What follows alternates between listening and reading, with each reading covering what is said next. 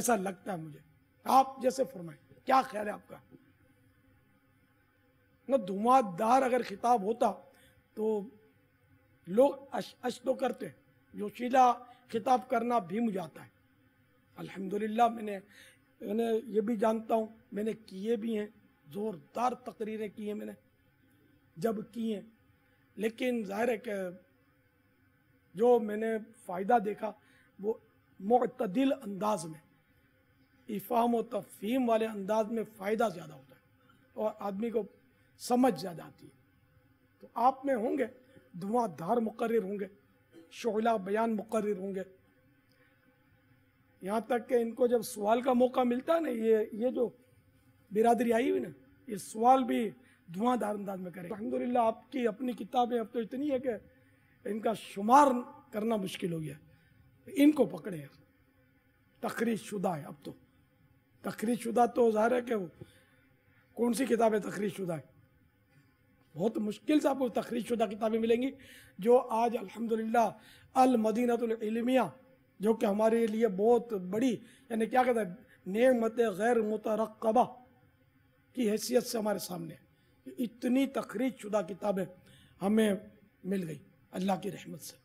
باپا یہ بعض نمازی حضرات جو سننے والے ہوتے ہیں بیان, تو وہ اعتراض کرتے ہیں کہ آپ یہ کیا دیکھ کر بیان کرتے رہتے ہیں, آپ کو زبانی بیان ابھی کرنے نہیں آیا. ہار قبول کر لیں, کیا حرج ہے اس میں؟ میں نے تو ملتان میں جب بڑا اجتماع ہوتا تھا صحرائے مدینہ میں, مجھے تو یاد ہی نہیں کبھی میں نے زبانی بیان کیا ہو, کبھی مجھے یاد نہیں ہے.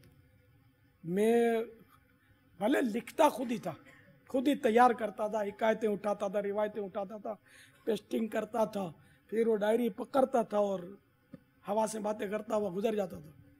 مجھے تو کسی نے نہیں کہا کہ آپ کو بیان نہیں آتا ہے.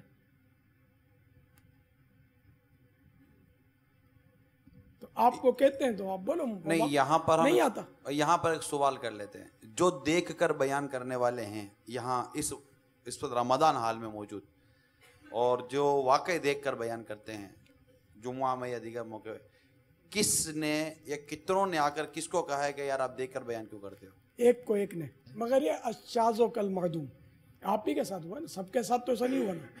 کس کس کے ساتھ ہوا ایسا؟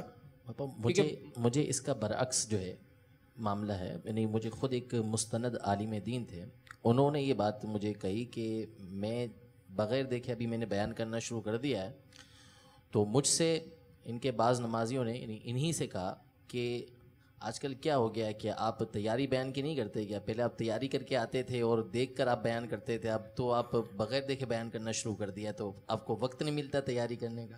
نہیں ویسے یہ بہت دیکھو نا, آخر دعوت اسلامی اتنی اٹھی, شروع سے میں دیکھ کر ہی تقریباً شروع سے, میری پرانی ڈائریاں بھی میرے پاس رکھی ہوں گی ابھی, وہ ادھر ادھر سے وہ کاپیاں کرا کے میں ٹکڑے لگاتا تھا.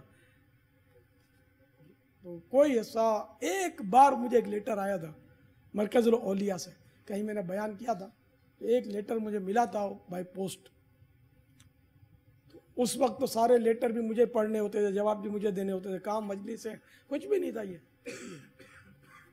تو اس کو کہ تم نے یہ کیا مطلب دیکھ کر بیان کرتے ہو, اور اب تمہاری لوگ دوسرے نقالی کریں گے یا کرتے ہیں, اور یہ انداز یوں ہے کر کے ایک ہی.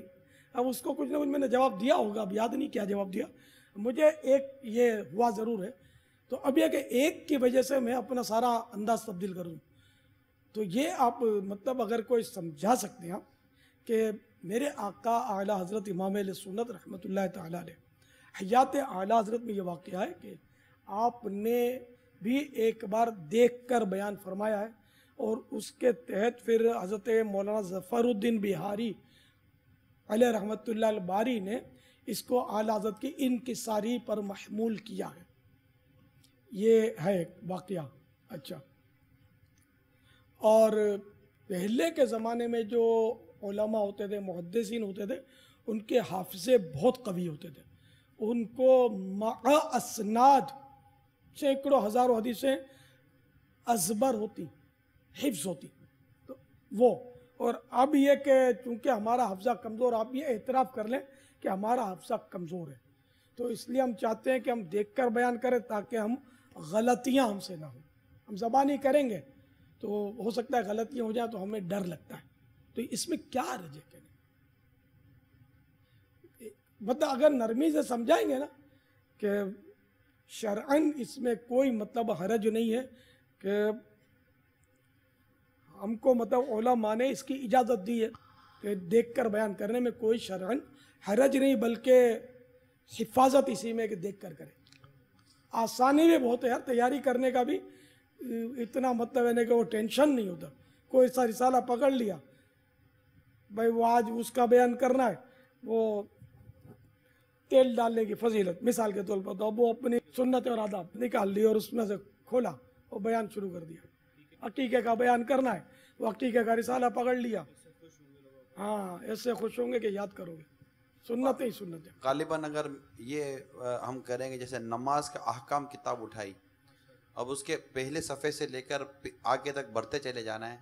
غالباً جمعۃ المبارک کی اگر صرف بات کریں تو 12 سے زیادہ جمعۃ المبارک اس میں، اور اس کے آخری 1 یا 2 منٹ رہ جائے نا، جب آپ بولیں گے یار اب نمازی ہوتے ہیں، تو 163 مدنی پھول جو رسالہ ہے اس میں سے 1 2 یا 3 یہ جو آپ کو وقت ملے سنت اور آداب مدنی پھول بیان کر دیں، اور بقیہ انشاءاللہ اگلے ہفتے بیان کروں گا. تو پھر اپنا مطلب مواد کا ٹینشن ختم ہے یار، اتنا مواد کرتے ہوں گے اس طرح. کون کون کرتا ہے رسالوں سے بیان اپنے؟ تو یہ میرا خیال ہے آپ سب نے ہاتھ نہیں اٹھایا، ویسے دو ہاتھ نے ہاتھ نہیں اٹھایا. اس میں مطلب خطیب شعلہ بیان. بابا حدیث جو ہوتی ہے حدیث صحیح، اس میں ایک شرط ہوتی ہے کہ راوی عادل ہونے کے ساتھ ضابط ہونا چاہیے، اس کا ضبط ہونا چاہیے. وہ جو ضبط ہے یعنی اس نے حدیث کو یاد کیا ہوا ہو. اس کی محدثین نے 2 قسمیں کی ہیں، ایک ضبط کتاب ہوتا ہے، دوسرا ضبط صدر ہوتا ہے. ضبط صدر یعنی جس نے زبانی یاد کر لی، اور دوسرا جو ہوتا ہے وہ ضبط کتاب ہوتا ہے، یعنی جس وقت اس نے اپنے شیخ سے حدیث سنی، استاد سے حدیث سنی، اس وقت اس کو لکھ لیا. اور محدثین کی بہت بڑی تعداد اس حوالے سے علماء نے لکھا ہے، رجال کی کتابوں کے اندر یہ بات موجود ہے کہ وہ بڑے بڑے محدثین جو ہے وہ اپنی کتابوں سے دیکھ کر حدیث پاک بیان کیا کرتے تھے.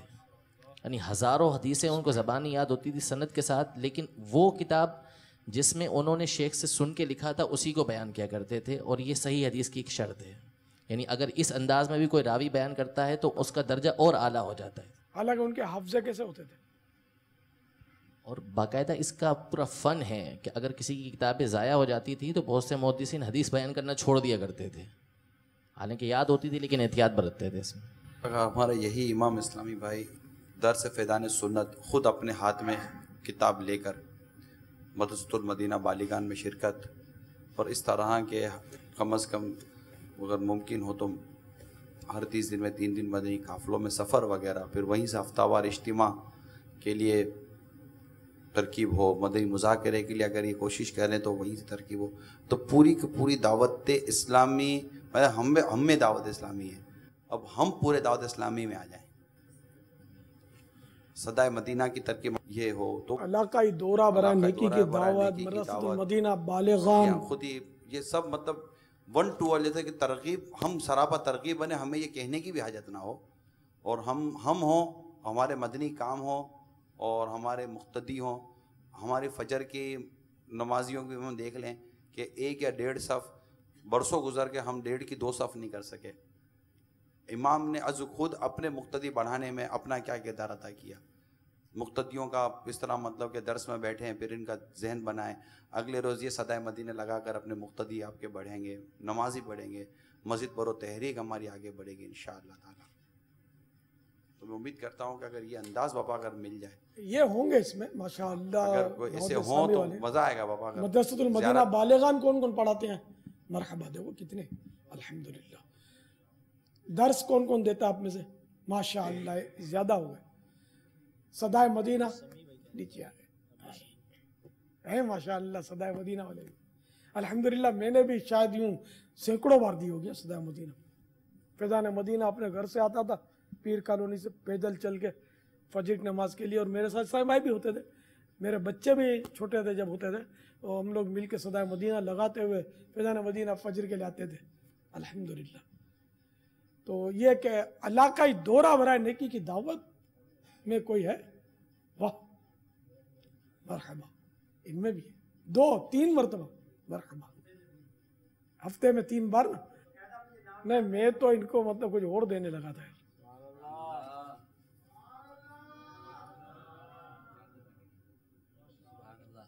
تو جو نہیں کرتے وہ بھی اگر درس شروع کر دیں، فیضان سنت کا درس.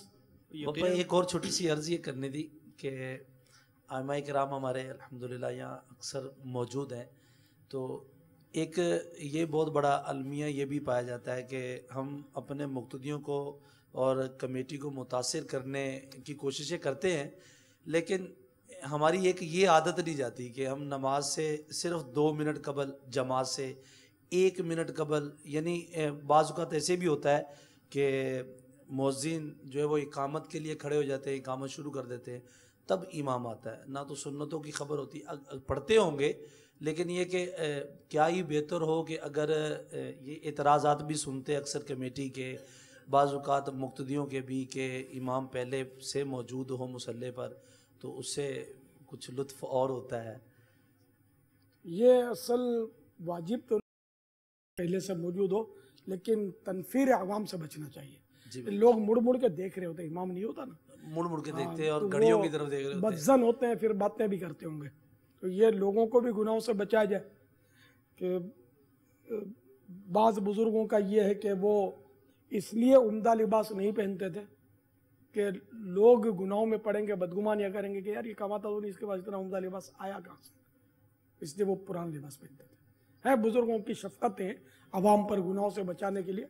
تو یہ امام کے بارے میں بدگوئی کر کے گناہوں میں پڑیں گے، تو یوں بھی امام کو اس کا ثواب ملے گا کہ میں اس لیے جلدی جاتا ہوں کہ میرے مقتدی جو ہیں یہ گناہوں میں نہ پڑیں، میری برائی نہ کریں. اور سنتیں ظہر کی، سنت قبلیہ، یہ تو فرضوں سے پہلے امام کے لیے زیادہ تاکید ہے. اگر امام سنتیں پڑھے بغیر جماعت کروائے گا تو یہ اس نے برا کیا، اور اگر عادت بنائی تو گناہ گار ہوگا. تو اس کے لیے سنت موقدہ ہے امام کے لیے کہ سنت قبلیہ پہلے پڑھ لے.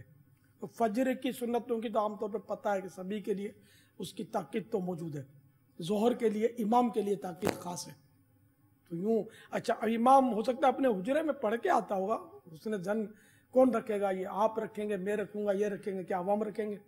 عوام تو یہ بولیں گے کہ مولانا سنتیں اس نے نہیں پڑھی، ہم نے تو نہیں دیکھی. تو یہ پھر یہ بیچارے بدگمانیوں کے گناہوں میں پڑیں گے. کبھی کبھار ہو اگر حجرے میں یا کمرے میں کہیں پڑھ کے آ جائیں، کبھی کبھار ہو، اکثر اگر پڑھ لی جائے. حالانکہ اس میں بابا بعض اوقات افضل یہی ہے کہ اپنے ادھر سے پڑھ کے یہ نکلے. لیکن اب حالات ایسے تبدیل ہیں، یا کوئی ایسا قرینہ رکھے جس سے لوگوں کو پتا ہو کہ اندر سنتیں پڑھتا ہے. یا تو یہ ہو جیسے پانی کھڑے ہو کر پیا تو یہ سمجھا دے کہ میں نے آب زمزم کھڑے ہو کر پیا ہے، جبکہ ہو آب زمزم، ایک سمجھانے کے لیے مثال دی. تو اس طرح کوئی ایسا کام کرے کہ جو مطلب اس نے شرعاً درست کیا یا افضل کام کیا، لیکن عوام کو نہیں پتا، تو عوام کو بتاتے تاکہ بیچارے وہ بدگمانیوں میں نہ پڑیں. تو یہ اماموں کی بے احتیاطیوں کا تو اب کیا کہیے، مطلب قرضے مانگیں گے، وقت سے پہلے تنخواہیں مانگیں گے، ایڈوانس تنخواہیں مانگتے ہیں. اب یہ جائز ہے، وہ ہم نے فتویٰ لے لیا ہے، یہ ہم نے پوچھ لیا ہے امام سے کہ یوں نہیں بول سکتے، امام کو یوں نہیں بول سکتے. ارے بھائی نہیں بول سکتا، یوں تو بول سکتے ہیں ٹاٹا. کمیٹی والے ایک وقت آتا ہے کہ پھر ٹاٹا کرتے ہیں، اس پہ پھر دارالفتہ نہیں بچا سکتا. بونس پہ لڑائیاں ہو جاتی ہیں. تو یہ تم للہیت کہاں ہے یار،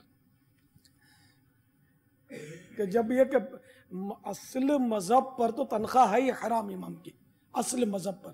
لیکن اب چونکہ متاخرین نے اجازت دی ہے ضرورتاً، تو یہ اجازت جمع مال کے لیے نہیں ہے، یہ حاجت ہے، اس کی مجبوری ہے کہ لوگ بغیر پیسوں کے پڑھاتے نہیں ہیں، اس لیے اجازت دی ہے. یہ اجازت ہے، تنخواہ لینا کو واجب قرار نہیں دیا. تو اس کے لیے لڑتے ہیں، تنخواہ کے لیے لڑکتے ہیں بعض امام کہ زیادہ تنخواہ کوئی دوسری مسجد والا دیتا تو وہاں بھاگ جاتے ہیں. یہ تو بہت زیادہ تنفیر عوام کا باعث ہے. लोग कितना बुरा भला बोलते होंगे ऐसे इमाम को, लालची है, पैसों का है, तो फलां है, तो खुदा जाने क्या क्या अलकाब देते होंगे। अगरचे इमाम ने जायज़ भी किया हो, लेकिन अवाम इस बात को समझते नहीं। इसलिए हमको मतलब है कि वैसे लोग दीन से दूर हो रहे हैं, तो इमाम को तो लोगों के साथ मिलकर उनको साथ लेकर चलना चाहिए। और दावत इस्लामी से बेहतर कोई आपके पास सवारी नहीं है जिस पर आप सफ़र मदीना कर सकें। हाँ, तो इमाम को इसी गाड़ी में बिठाएं और मदीने की तरफ ले चलें, आपकी मेहरबानी होगी। अपनी अपनी गाड़ियाँ जो है ना वो गैरेज में डाल दें, एक ही गाड़ी सुबह मदीना चलती रहे।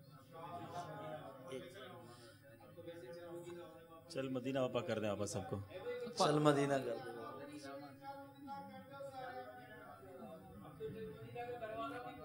मैं सारे इमामों को कहा चल मदीना होना, जबरदस्ती क्यों करते हो? किस किस को चल मदीना होना है भाई? अपा आपने तो यहाँ तक फरमाया था कि जो इस्लामी भाई जामिया वाले खुसूस आपने फरमाया जो 12 माह सफ़र कर रहे हैं, कर चुके हैं, मेरा दिल करता है सबको मदीने ले जाऊँ। अब जो इस्लामी 12 माह कर चुके हैं इनमें से इनको तो आप चल मदीना फरमा दें। अच्छा, दिल करता है तो आपको पता नहीं कल मुनकलिब भी होता है, सुना है ना हदीस शरीफ में? कल्ब बोलते इसीलिए कि ये बदलता रहता है। ये तो मैंने ऐसे वो चुटकुले के तौर पर अर्ज किया। वो मैंने कहा कि मेरा दिल होता है ना, तो अब दिल होता है कि मैं तो ये बात तो मैं शायद वो 20 मरतबा क्या 100 मरतबा कह चुका हूँ कि मेरा बस चले तो मैं किसी अत्तारी को अकेले मदीने जाने ही ना दूँ। ये बारहा मैंने कहा है। इसकी वजह है, मुझे वजह जो करीब रहे मेरे जानते हैं कि वहाँ जाकर ये फिर करते क्या बेचारे, जो मसाइल हैं, जो हज के जो बारीकियाँ हैं, वो जो चल मदीना हुए इनको तजर्बा है इसका। तो कितनी अगलात होती हैं वहाँ, भले किताब पढ़ी है लेकिन फिर भी नहीं आती समझ। बहुत सारी हिकमत अमलियाँ, बहुत सारे आदाब ऐसे होते हैं जो अक्सर किताबों में नहीं मिलते या मिलते हैं लेकिन समझ नहीं आती, तो उसकी फिर वो प्रैक्टिकल होता है बसा औकात। तो ये एक दीवानगी की बात है, समझ लो कि मेरा बस चले तो मैं किसी अत्तारी को वो जा मदीना ना होने दूं। लेकिन ज़रा मेरा ये कहना इस बात की थोड़ी कि अब अत्तारी तो मुझे खुद तादाद पता नहीं है, लाखों लाख होंगे, तो ये कैसे मुमकिन है? बल्कि हर साल हज पर गालिबन हज़ारों नहीं तो सैकड़ों अत्तारी तो जाते ही होंगे हज पर। तो वो सब भी साथ नहीं रह सकते, ना सब का इस तरह की सोच होती है, ना सबकी तरबियत मुश्किल है। हम तो जब चल मदीना काफिला बनाते थे तो कितनी तो तरबियत ही इनकी निश्चस्तें रखते थे, तरकीब से हम अपने मेरे घर में आमतौर पर हम तरकीब रखते थे, मिलजुल के उनकी यहाँ तरबियतें होती थी। इसमें इक्का दुक्का वो गैर चल मदीना में शरीक हो जाते थे बाज़ औक़ात। अस्सलामु अलैकुम वरहमतुल्लाहि वबरकातुहू। वालेकुम अस्सलाम वरहमतुल्लाहि वबरकातुहू। बाबा बाद इस्लामी भाई मदनी मरकज़ से इजारा नहीं कराते, वो इसलिए कि वो कहते हैं कि आप हिसाब किताब बहुत करते हो। क्या आम मस्जिद में भी इजारे के अहकामात में एहतियात करना चाहिए? शरई अहकामात तो ज़ाहिर है कि हर जगह रहेंगे। ये तो वो ऐसा ही हुआ कि बाज़ लोग वो गवर्नमेंट जॉब इसीलिए करते हैं कि वहाँ कोई पूछने वाला नहीं होता, लेकिन खुदा तो पूछेगा जहाँ शरीयत के अहकामात तोड़े जाएंगे। तो इसी तरह अगर दावत इस्लामी वाले इजारे के ताल्लुक से मसाइल पर अमल करते हैं, इस वजह से वो चूँकि वो कमेटी वालों को ये मसाइल पता नहीं होते तो इसलिए उनसे इजारा करना था कि अपने अंधी जलाते रहें। लेकिन ये अंधी जो है ना कब्र में अंधेरा लाएगी, ये नहीं भूलना चाहिए, और आखिरत तबाह होगी इससे अगर शरीयत के हुदूद तोड़ेंगे तो ये तो आप इस पर गौर भी ना करें, बल्कि आप जहाँ भी कमेटी से हो या किसी से हो, हुक्म शरीयत बाकी रहेगा और इसको तर्क करना नहीं है, ये जहन तो बना नहीं होगा। वल्लाहु तआला अअलम व रसूलुहु अअलम अज़्ज़ा व जल्ला व सल्लल्लाहु तआला अलैहि वसल्लम। बाज़ हमारे अहले सुन्नत वाले वक्ती तौर पे फ़र्ज़ी तौर पे जमात कराने के लिए रुमाल बांध लेते हैं, अमामा शरीफ नहीं डालते और ना ही आम रूटीन में पहनते हैं। تو جیسے ہی سلام پھیرا جاتا ہے فوراً مصلی پہ دعا مانگنے سے پہلے اتار دیتے ہیں. تو یہ رومال کے بارے میں بھی علماء کرام سے یہ درخواست ہے کہ مدنی پھول عطا فرمائیں کہ یہ فوراً اتار دینا کیا جائز ہے یا نہیں ہے. چلو بھائی علماء کرام سے سوال انہوں نے کیا ہے تو دیجئے جواب ان کا.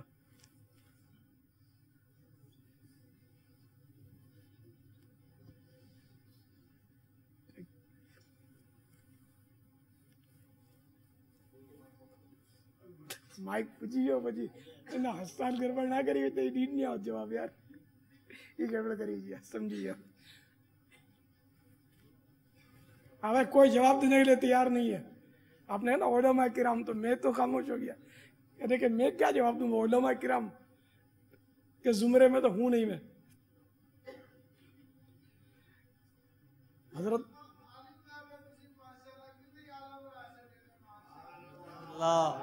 نہیں تو جس کا بیٹا عالم ہو اس کا باپ عالم ہو یہ ضروری نہیں ہوتا یار. عالم گھر ضرور ہے لیکن عالم نہیں ہے. باپ کا عالم ہونا ضروری ہے. باپ پرلے درجے کا بازو کا جاہل ہوتا ہے اور بیٹا بہت بڑا عالم اور مفتی ہو سکتا ہے. تو اب آپ نے تو مفتی دعوت اسلامی کو کسی فون پہ بولا نا یہ مفتی صاحب مسئلہ پوچھنا ہے مفتی صاحب. تو مفتی فاروق صاحب نے بولا ہوگا کہ آپ مسئلہ پوچھیے. نہیں مجھے مفتی صاحب سے بات کرنی ہے اور آپ مسئلہ پوچھیے. تو اب وہ مفتی صاحب کیسے بولے کہ میں مفتی ہوں. تو یوں بولا بات وہ نہیں ہو سکی. وہ مفتی کا ہی مطالبہ کرتا رہے اور کیسے بولوں گا کیا کروں. تو یوں اب آپ نے بولا کہ علماء جواب دیں تب ٹھیک ہے. اب جو ان میں علماء ہو جواب دیں لیکن وہ سب انکساری فرما رہے ہیں الا واحد.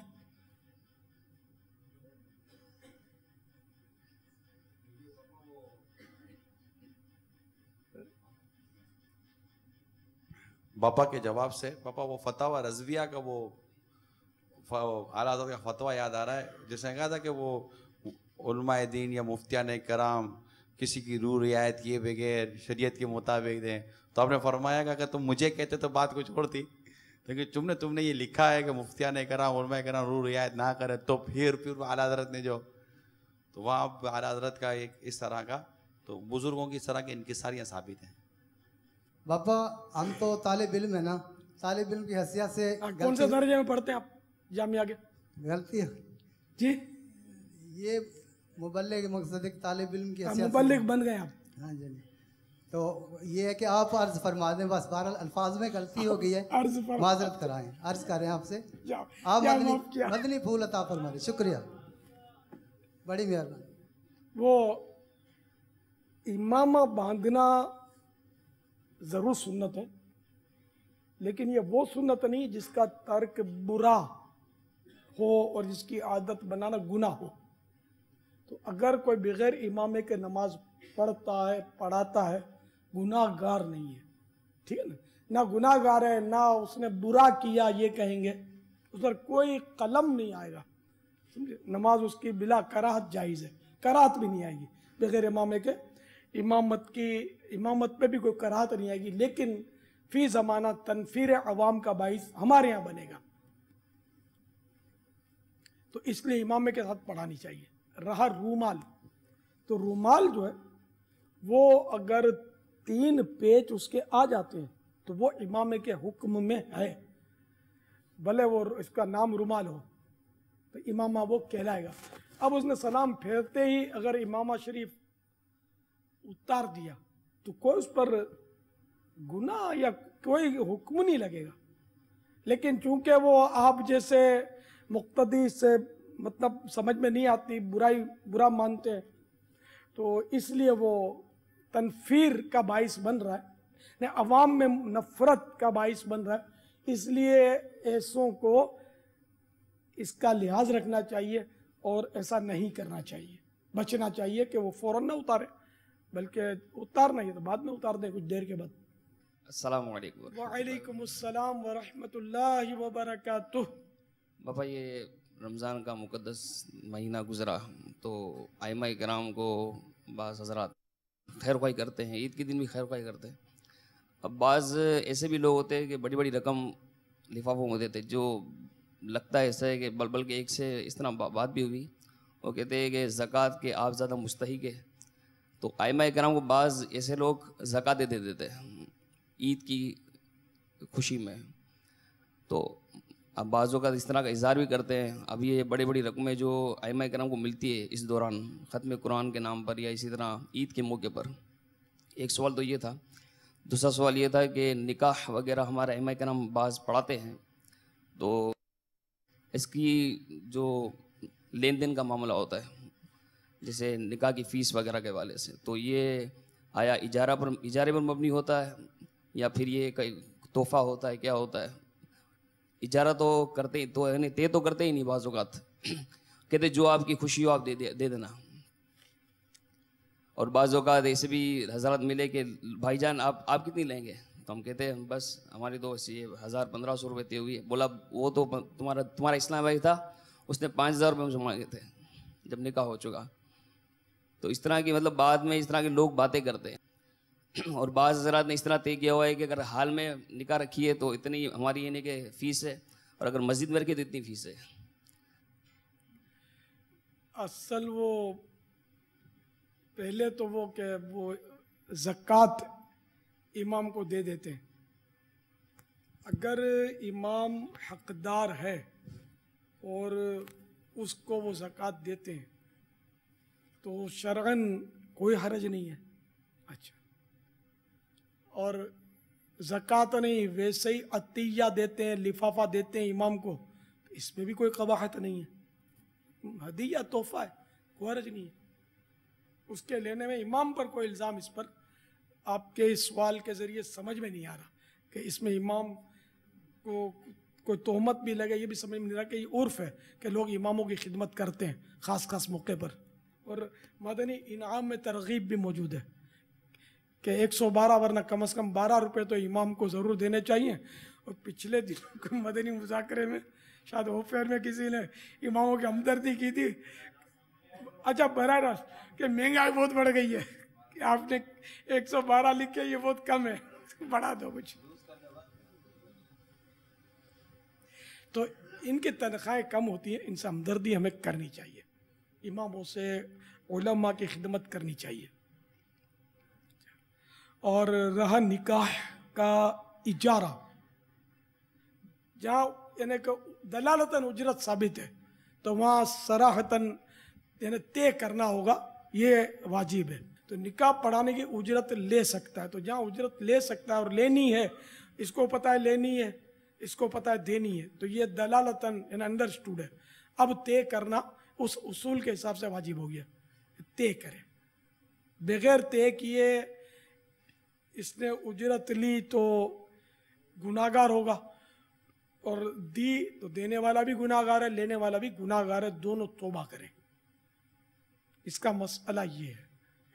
اب حالات ایسے ہیں کہ اگر یہ مانگے گا نا کہ میں اتنے لوں گا تو لوگ باتیں بنائیں گے. اچھا پوچھتے ہیں آج کل تو یہ بولتے ہیں کہ آپ کی جو مرضی سے وہ دے دینا، فلاں نے 5000 دیے تھے، پتہ ہے وہ ہمارے مولانا اٹی مارتے ہیں اس کو. یہ طریقہ غیر غلط ہے کہ مطلب جو مرضی ہو دے دینا، فلاں نے 5000 دیے تھے، پھر میں 5000 لوں گا، یا 5000 پیش کر دیجئے، یا ان سے پوچھ لیجئے. وہ خود شرم آئے تو سیکرٹری بھی رکھتے ہیں نا بڑے لوگ جو ہوتے ہیں، ان سے ترکیب بنا لیں. تو وہ حیا کی وجہ سے تو چلو کوئی حرج نہیں، وہ طے کر لے گا کہ کتنے دینے ہیں کتنے لینے ہیں. تو طے کرنا چاہیے، ضروری ہے، جبکہ لینا ہی ہے اور دینا ہی ہے. اور مفت پڑھائیں تو میں نے نکاح بہت پڑھائے ہیں، وکیل بھی ہوتا ہے. ہاں وہ انڈرسٹوڈ ہے کہ جبکہ وکیل نعت خوان بھی یہی کرتے ہیں نا، اپنا رکھتے ہیں نا پی اے، لیکن وہ نعت خوانی کی اجرت تو حرام ہے. وہ مجھے کبھی یاد نہیں پڑتا کہ نکاح کی کوئی اجرت لی ہو کسی سے. میں تو ہوا کھا کے پلتا تھا نا. میں نے بڑے نکاح پڑھائے ہیں، پھر میں تھک گیا یار. اب حال میں نکاح کی فیس کیوں زیادہ لیتے ہیں، مسجد میں کیوں کم لیتے ہیں، یہ میرے تجربے نے، آپ میرے کو پتہ نہیں تھا زیادہ اور کم کا، لیکن اب میرے تجربے میں जो बात आई ना वो लगता है कि सही करते हैं हाल की ज़्यादा। मस्जिद में वक्त की कदर पाबंदी होती है, हाल में घंटा या घंटों इंतज़ार करना पड़ता है दूल्हे मियाँ का। तो यूँ वो भाई हमारा बहुत ज़्यादा है, तुम वक्त ज़्यादा लोगे, ये समझ में आता है। ये ख़ास सूरज शायद बता रहे हैं इनके यहाँ होती हो, कोई मखसूस नहीं, मस्जिद में होता है, लेते हैं मस्जिद का बिजली और किराया और ये बोल के लेते हैं, ये तो जायज़ नहीं है। क्योंकि मस्जिद एक वक्फ की मस्जिद है और मस्जिद में निकाह पढ़ाना जायज़ है, निकाह भी इबादत ही एक। मस्जिद की कमेटियां वो पर्ची नहीं, रखती हैं। ये गलत है, ये दादागिरी है। दादागिरी बड़ी बड़ी मस्जिदों में चल रही है। हाँ ये अच्छा, ये इसी तरीके से सोयम का क्या होगा? इसका भी जायज़ नहीं है। ये और जो ये- कि इतने मस्जिद को देने पड़ेंगे पर्ची पाड़ी, तो ये अल्लाह का घर है, इसका किराया थोड़ी ले सकते हैं यार। मस्जिद है, सबका हक है, जो भी तीजा करें 40वां करें, इबादत है, जबकि और कोई माने शरई ना पाया जाए।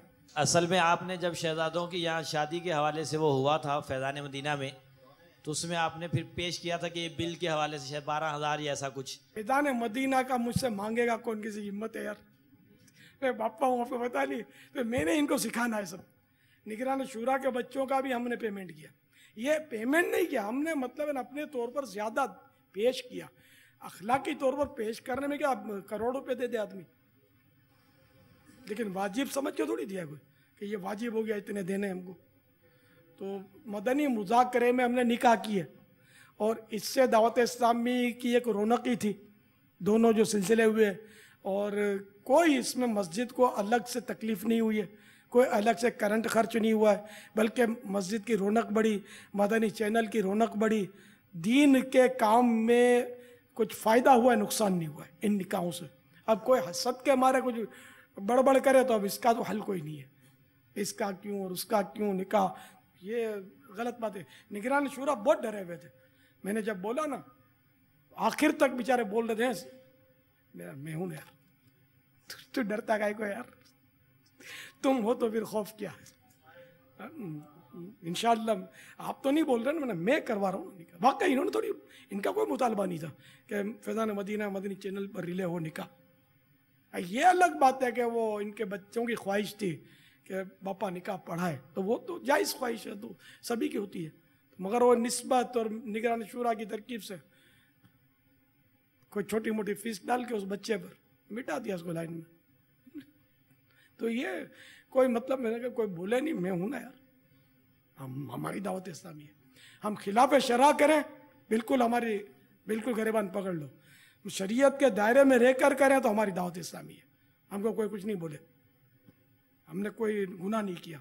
अल्हम्दुलिल्लाह दावत इस्लामी के लिए ये फ़ायदे ही का काम किया। अब कोई आकर बोले कि मेरा भी पढ़ाओ ने मेरे बेटे का पढ़ाओ, तो वो उसको अवाम ही समझा देंगे मसला।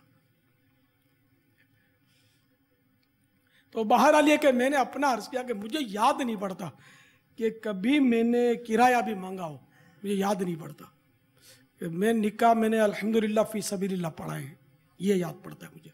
बाहर हाँ पढ़ाएँ, मुख्तलिफ मसाजिद में जाकर, कभी कभी हॉल में जाकर भी, हॉल से मैं बदजन हुआ हूँ इंतज़ार बहुत करना पड़ता है। तो यूँ बहरहाल मेरी तरकीब बनी है। रहा मस्जिद में पैसे लेना, मैं जब तक नूर मस्जिद में था ना, उस वक्त तो मुझे रमज़ान मुबारक में 27वीं रात को इमाम की हैसियत से, मैंने तरावी में तो कभी कुरान सुनाया नहीं कि मैं नहीं सुना सकता, हाफिज़ नहीं, तो मुझे जो इमामों को उर्फन देते हैं, इमाम को मौज़िन को, तो वो मैंने कबूल किए हैं। लेकिन ये कि मैंने वो कभी इसका मुतालबा नहीं किया या थोड़े ज़्यादा कोई बहस नहीं की या देना पड़ेगा, कुछ भी नहीं, मुझे देते थे बतौर इमाम। मेरे एक जानने वाले थे, तो उन्होंने मुझे कहा कि मस्जिद के जो हमारे एक इमाम साहब हैं, तो ये बापा से मिलना चाहते हैं। तो मैंने फिर बापा को अर्ज़ की कि बापा वो मिलना चाहते हैं। बापा ने कहा खैरियत, तो मैं कहा मुझे पता नहीं है। तो खैर तरकीब बनी, मुझे ही लाना था। नमाज़ पढ़ी असर की, बापा के पास हाज़िरी दी, तो मैं भी साथ था कि ना जाने क्या बातें करेंगे। तो बहरहाल जब बापा के पास हाज़िरी हुई तो ये दो जानों बैठ गए, तो बापा 15-20 मिनट कुछ मदनी पुल इरशाद फरमाते रहे। फिर बापा ने फरमाया कि खैरियत, आप مجھ سے ملنا چاہ رہے تھے, کوئی کام تھا, تو کہا بس میرے لیے ہاتھ اٹھا دیں, دعا کر دیں.